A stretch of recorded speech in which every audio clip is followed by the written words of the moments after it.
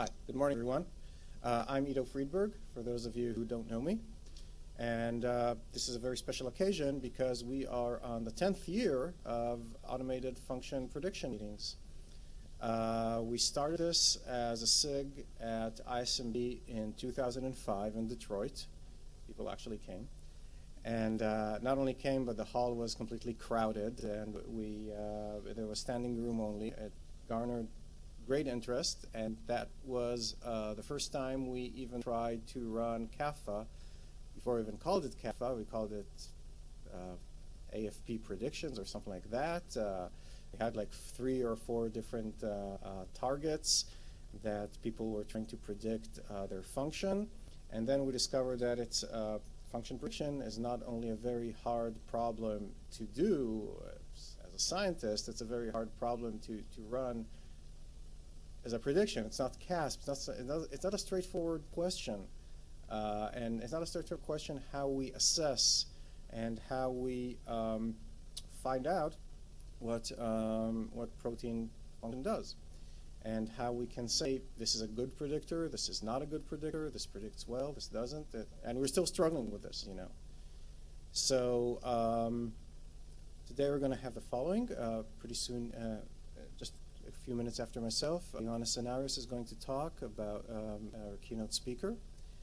And we're going to have some more talks, and at 4 p.m. I'm going to show the results that we have from the Critical Assessment of Function Annotation, or CAFA. For those of you who don't know, just introduce the idea. CAFA is a time-based challenge. That means that we have we give out a bunch of targets for which we assume some of these proteins will gain experimentally validated function after a while. And people try to predict what these proteins do by associating them with gene ontology terms.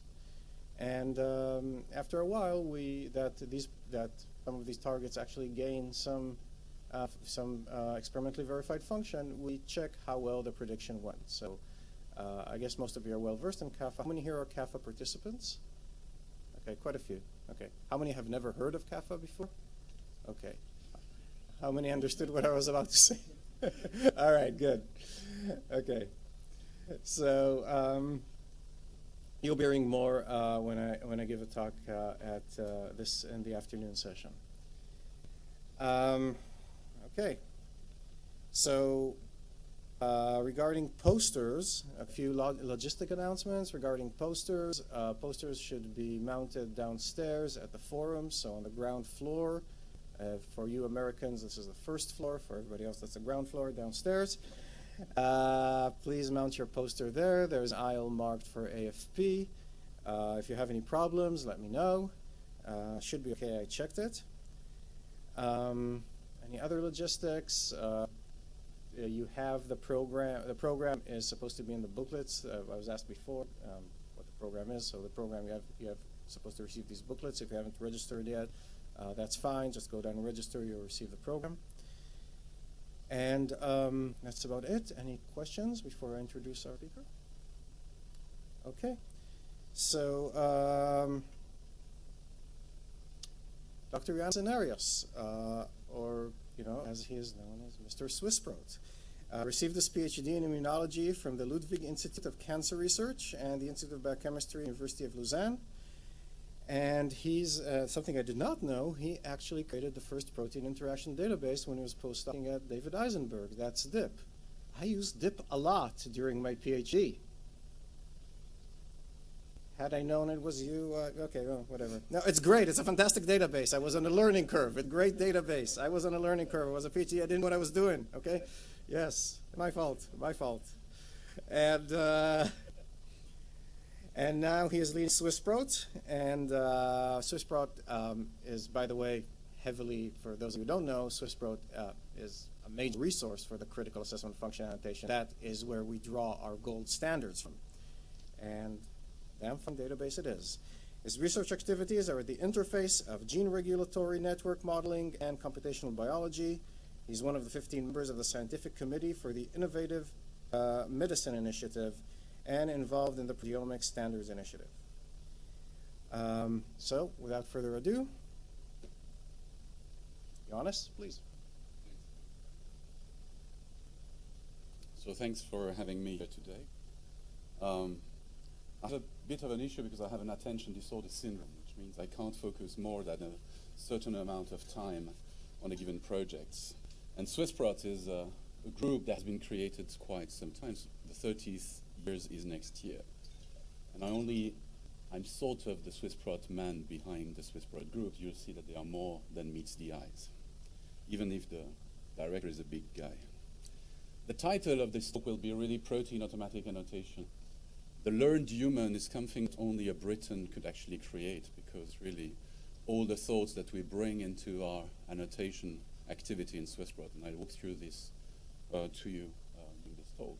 And the machine learning approach is pretty much what SCAFA is doing, what a lot of people have been doing for years, trying to extend all the proteins and all the genomes that are sequenced to actually know what the heck is there in terms of protein function. One of the things that we have to cope with is that we're working with a very complex organism. In this case, it's a David Goodser picture that people have been using a lot. I've been using that when I was a postdoc working on the IP, when people were saying, what is a protein interaction that is specific from one that is not specific? All protein binds to things, and if you remember some of the CAFA discussion about binding too, this is actually one of the challenge. So we know they bind, we don't know what they do really. And binding is a very crowded environment. Now, the other thing which I'd like to show in the first slides, and I'd rather want to do an introduction about the activities that we are doing, is also sometimes to replace a bit the activities that are going on with these resources. Because a lot of you that are on the research side thinks, I'll take a PhD or a postdoc, I'll give him that project, he's going to graduate, gets the paper, and voila. For resources such as UniProt, this is actually not really the case. It's actually one thing that is massive because it has people from 3 institutions and 3 countries. The European Bioinformatics Institute, that are the PIs of the UniProt Consortium funded by the NIH, the Swiss Institute of Bioinformatics, that is in Switzerland, of which I'm leading the SwissProt activity and the group, and the PIR in the US led by Kathy Wu. Even now, I have people that are telling me that I'm the postdoc of Amos. And that's true because Amos Baruch and those were the first guys on the UniProt Consortium. And those, and you recognize Amos is going to give a keynote talk on Tuesday. He's the one that created SwissProt some 30 years ago. And yes, I'm his postdoc. Actually, I was his undergrad student when I worked on the profile methods back then on the SH2 as a very young guy. Now, the thing that has also changed is that with this type of resource, which becomes quite critical for a lot of people, you need to have also a management of succession. Because people age, as we know, that's the only thing for which we are sure as a function. The only person that's remained from the last triumvirate is Kathy Wu. She's also aging. This doesn't show it, that's the thing which is amazing. We replaced actually Amos, myself and Lydie about 2008 when Amos decided to only focus on human protein function and created NextProt. And just earlier during the last rounding of finance from the NIH, Alex Bateman joined in, and you know Alex from the PFAM. He gave already, I think, a talk a few years ago at the CAFA meeting or at the AFP meeting. Now, if we are all the 3 together, that's fine, but we have other people. At SwissProt, we have Sylvain Pou, who's taking care of the curation, Alan Bridge, who's taking care of the enhancement in terms of annotation, including things that I'll talk about today, which is HAMAP, and Nicole Redaski, who's taking care of the software. And you have exactly the same at EBI, because those are people, not machines, and not postdoc. Those are people that you want to maintain in the long run. And that's Maria, Claire, and Michelle, who are at the EBI for quite some time now, and you've been seeing them also in the grants like the CAFA that's going to come later on, as you've heard today. PIR, that's the same with Peter, Cecilia, and Hansen, who are also key staff. So on the UniProt activity, those 9 people maintain and make sure that both operationally as well as strategically, UniProt is at listening to the type of challenge that we are seeing, more sequence that we know, but more importantly, a service that's actually running. We also have divided the effort into 3 leading houses. The MBL EBI takes care really of Tramble production, the automatic annotation of UniRole, which is really an umbrella, and I will hear more about this, probably in my talk as well as in Claire. And the coordination with ensemble, as we know, protein do not come completely protein sequence, they come mainly because they are sequenced at the DNA or RNA level. At the SIB part, we're taking mainly care of the biocuration activities and the family-based annotation of HAMAP, and I'll spend pretty much most of that time on that. And PIR really has the leading house on the proteome reference in the UniRef, which is actually a way to reduce the size of the very massive amount of sequence that we have here. One thing that you should never forget should you embark into prediction is that there is a release cycle every month. So every month, in general, about 20 to 30% of the annotation are changing. So you have to take that into account. Because when the PhD is finished, that's cool, he got his paper out, but that means it's going to be deprecated 6 months down the line with not the right annotation. Should you bring up a web services onto this, you're going to have a weapons of mass confusion or weapons of mass distraction, also known as WMD. And this is actually one of the things that we are facing a lot. We have to have things that are still updated because it is not stable. Our knowledge is changing. Now, I guess you know this kind of representation of UniProt. I'm mainly going to talk today about the automatic function annotation, which is really trying to take advantage of right, pointer doesn't work. I should have checked that one. Pointer is dead. Okay. The automatic annotation, which is the arrows that goes from SwissProt to Tremble.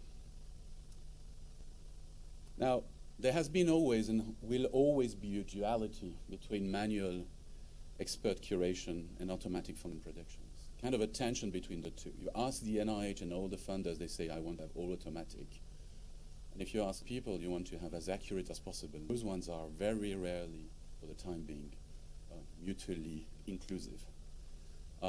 Mainly because they work on 2 times scale. They work on a very slow and human-centric approach, and the others can scale on a lot, but you want to make them as accurate as possible, which is one of the challenges that all of you guys are doing here.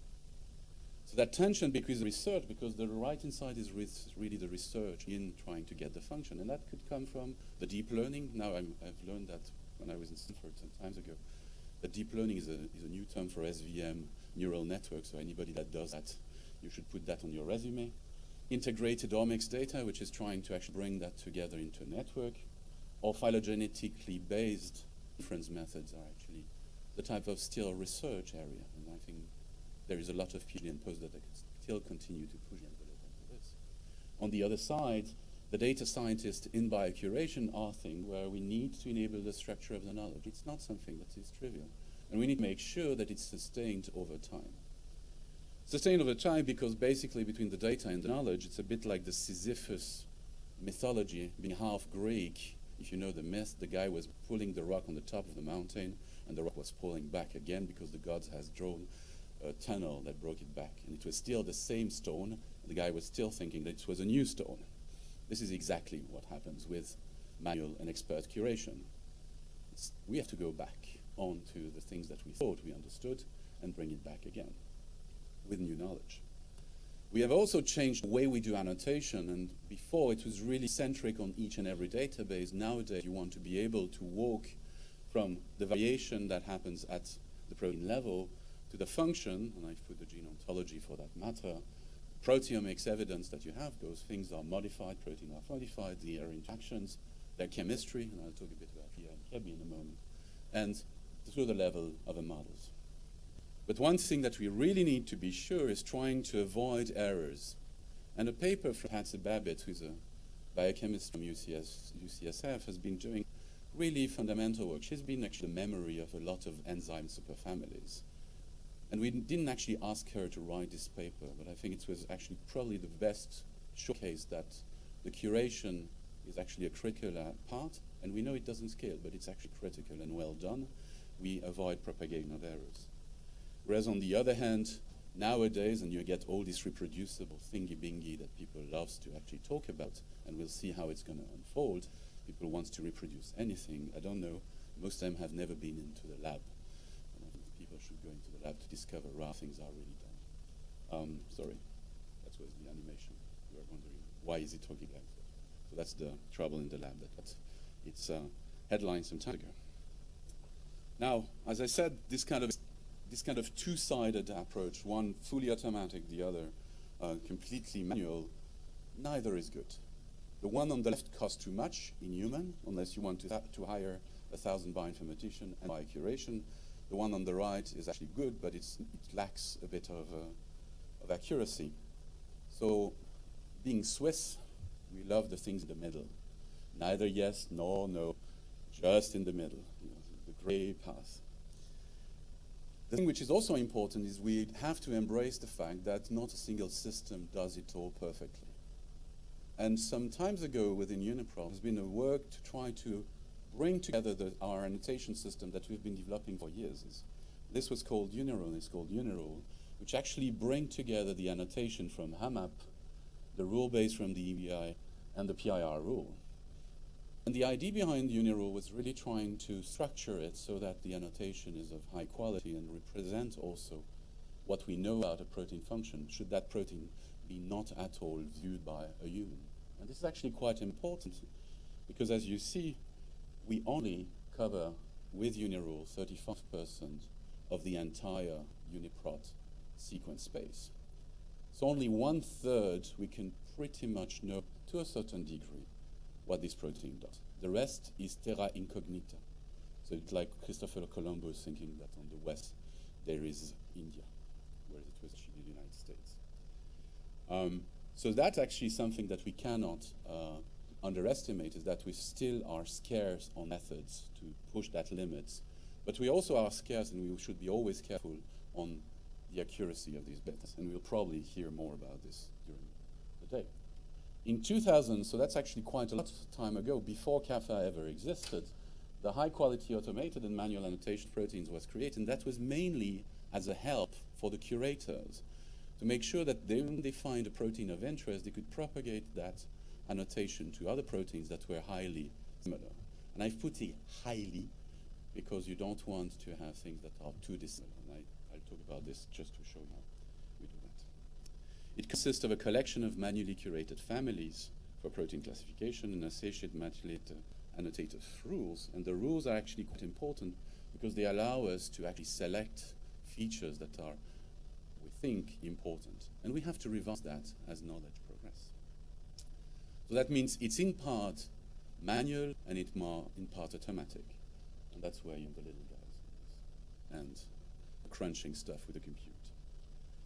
So how it does, the annotation is created through families, and people have been doing profile, HMM, and profiles for many years. They select the seed members, they create a generation of a profile, they search against UniProt, and validate it manually.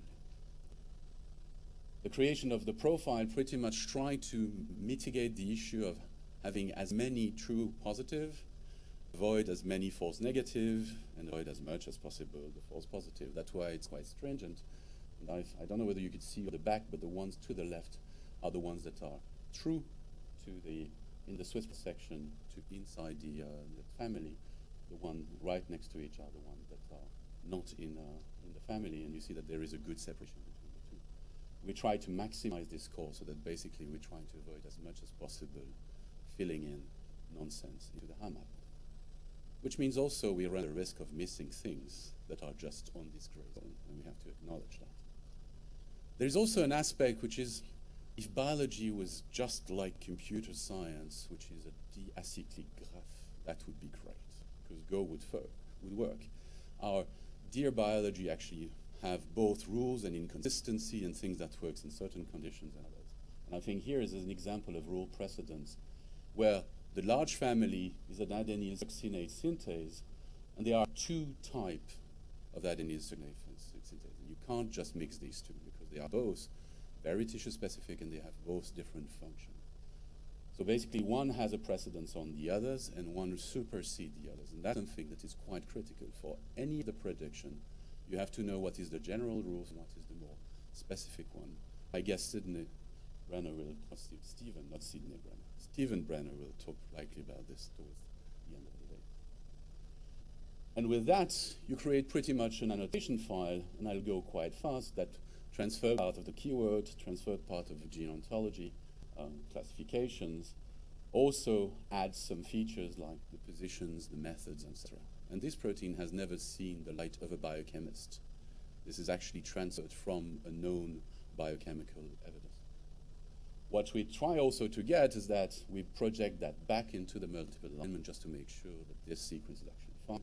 And this is the one on the bottom that is highlighted, that has a 2-histidine that needs to be absolutely conserved in order to have the function. Now, if you look at this, you can do, and you have to do many checks, so it's not completely automatic, and then boom, we send that to the integration in UniProt, and then it's then released. There are several checks, some of them to make sure that they are actually of the right size, and for example, this way, it is failing on some of the mandatory conditions. It's smaller than specified minimum, and when you look at the sequence, you spot it right directly here, that this sequence is definitely not something to be transferring the function. It lacks a few amino acids. And it's actually a big gap, right? Easy to spot by eyes. But you will not actually look at all your sequence by eye. You better have to have that system that pretty much highlight and warn you from any issues. There are other type of triggers, and those are the triggers for the function, where basically, in this case, you have an amino acid that is and has to be conserved in order to carry that function. One thing I should say, it's also really position-specific annotation, unlike HAMAP, which are not, for that matter. So fundamentally, what I try to give you here with this first introduction is the annotation rules specify the annotation that applies to a family. It creates rules, we transfer it, and we try to transfer as accurate as possible, go-term, keywords, etc. And the annotation is really subject to the control. Now, I will not have a lot of time, and I have way too many slides. I have a bit around 70 slides, right? So I'm going to flip through a few case examples, since the presentation will be put on SlideShare and it's recorded. People actually could go, stop, pause, go on the website, etc. So you'll have plenty of time for this. One of the examples I like to show, and it's going to be really one example at a time, so that I give you the flavor of this. This is a family of sirtuin, and this is actually has to be looked in phylogenetic context. It can't just be solved by just looking at the multiple alignment, because you have several classes of sirtuin and several classes of functions that are represented in these phylogenetic trees. And we can't just walk around and say, that's it, we put and blob everything together. We have to specify each of these classes. And if you want to read this, we've been actually publishing a paper with a consortium, and Sylvain has been the first author on this sirtuin family. I think Alex presented that last year, so I will not go into this, but it's a very good case study where everybody thought this protein was deacetylase, and it's actually a deacylase. And for those of you that are not chemists, you would say, there's a T and a E somewhere there that is on top. Doesn't matter, actually does matter a lot. But the thing is, through that means, and through the classification and the creation of these HAMAP rules, and you see that there are many of them, we can actually transfer really confidently on protein that will never ever see the human brain, the function. In this case, it's a, I don't remember which chickpea or system where you have the sirtuin. So from that point of view, that's one way to transfer the annotation on that. And again, we have to update that, because we might actually find another function. Never-ending story.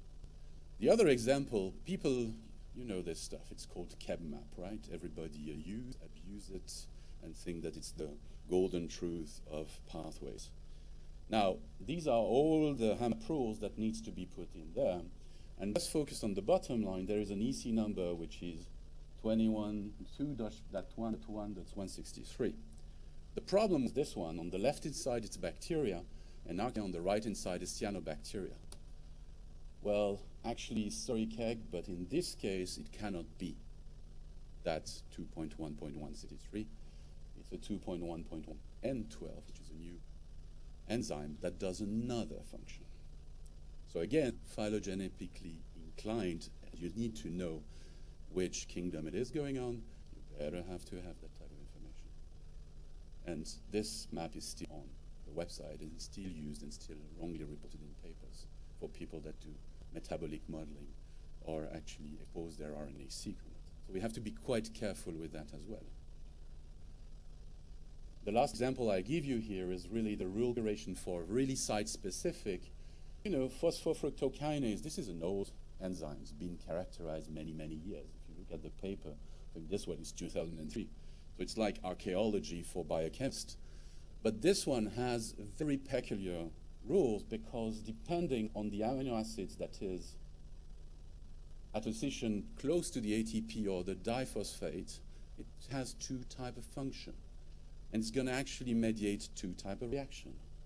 If you had an aspartic acid, it's going to be a PPI-dependent 6-phosphofructokinase. If it has an ATP-dependent and a glycine, it's going to be ATP and not diphospho-dependent. And you would say, that's actually a bit nitty-gritty. That's what the function of this protein are. That's to which level of detail you guys need to go when you want to make a big difference.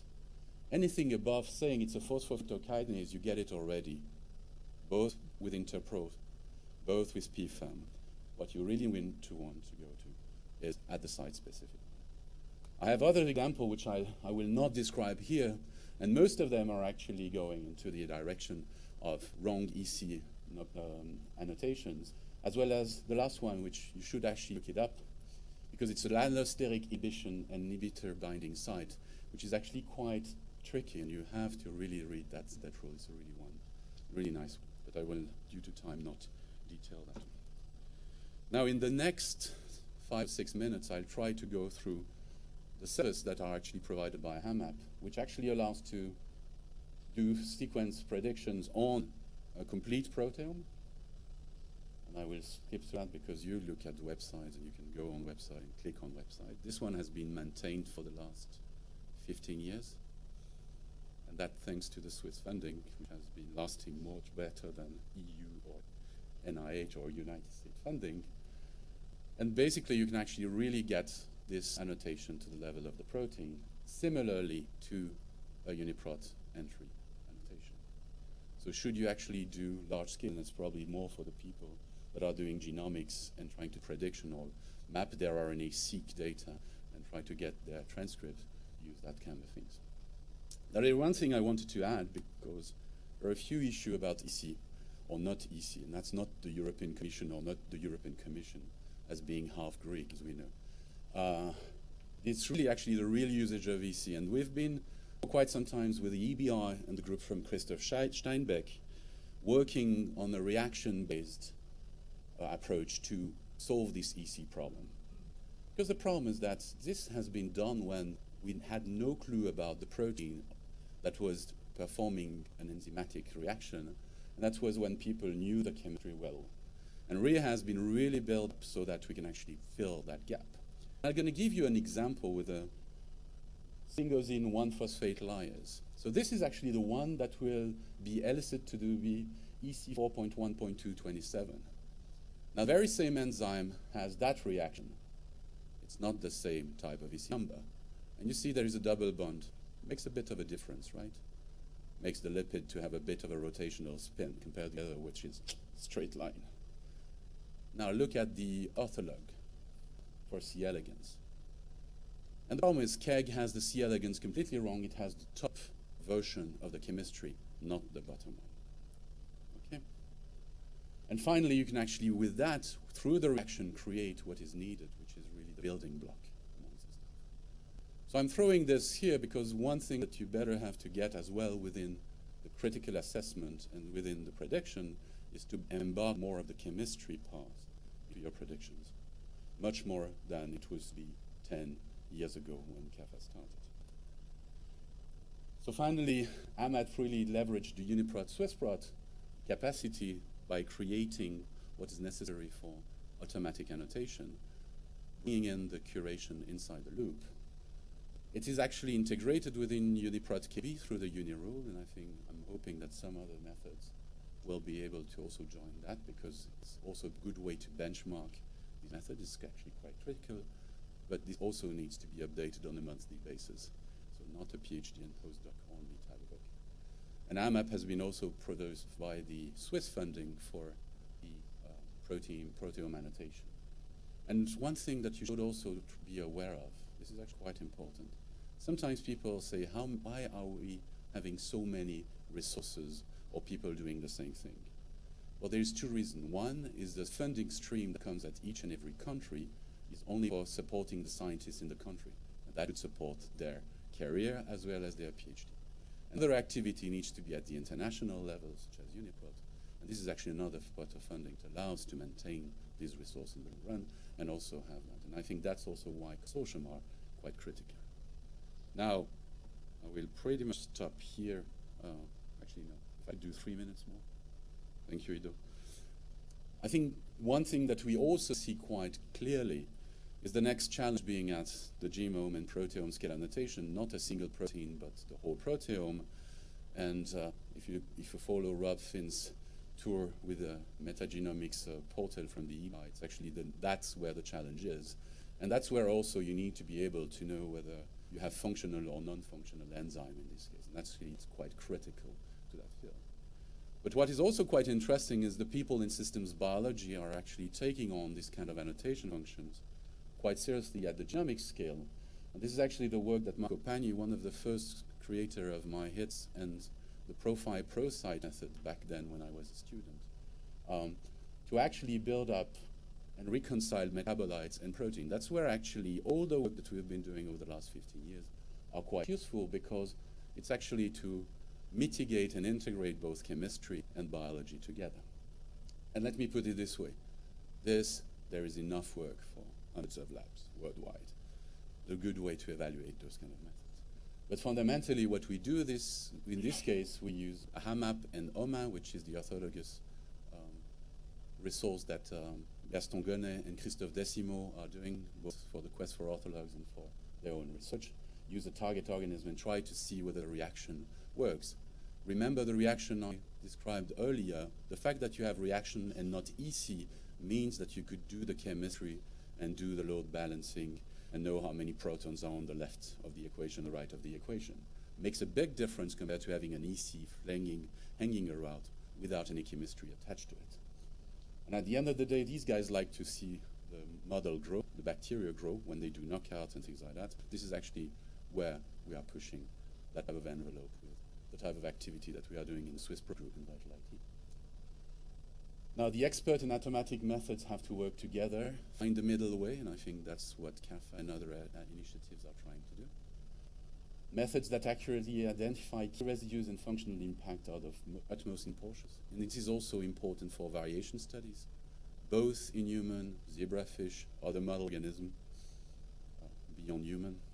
Methods that integrate several omics and are also good for prioritization of annotations. Also something that you have also to see as very good sources for prioritizing our work and also highlighting where we should actually look for when we do curation. Method that scales to millions of sequences, I think that's a general theme nowadays because we're hit by a lot of sequences, is a must. Phylogenetically aware methods are becoming critical with respect to the wider variety of genome sequence, not only the ones that we were cultivating into our labs, but nowadays we have a much wider range. And the domain architecture and arrangement is also quite important, and we've been actually overlooking that for quite some time, except people like Lucas Aravind, Per Bork, and Eugene Kuning that have been working on that for years. But we don't have really a method for that. It's actually an area of research that has really high value. Now again, all this is not possible without people. Those are the people at SwissProt. I highlight some of the key staff earlier. And the people that are more on the vitality sides, which is actually the same size of SwissProt, which I described here. Actually, it's bigger nowadays on that side than SwissProt, which is kind of funny. They actually range from really computational science to the data analysis. The people that works on HAMAP in SwissProt, and I should mention that this is really an international consortium that tries to work that, but the people in HAMAP are listed here, the software development, and the SwissProt leaders, which is Liddy and myself. Now, everybody talks about an avalanche of data. Yeah, but we know what to do. Thank you for your attention.